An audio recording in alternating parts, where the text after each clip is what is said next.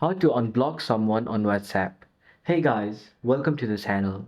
So if you've blocked someone on WhatsApp and don't know how to unblock them, what you're simply gonna do is first of all, launch the WhatsApp application on your device. Now, if you see the person who've been blocked right over here, then just click on their contact and then click on unblock. But if you don't see them over here, what you're gonna do is first of all, head over to settings by clicking on the three dot option on the bottom right corner of your screen and go to settings.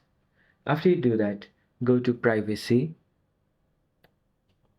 then scroll a bit down. After that, you'll see the option which says contacts over here. Click on contacts, then you'll see blocked contacts on the top. Click on it, then you'll see all the contacts you've blocked. And in order to unblock them, just click on their name, then click on unblock. After that, they will be unblocked. So this is how you can unblock someone on your WhatsApp. So thanks for watching till the end of the video. Hope this video was helpful to you and see you in the next video.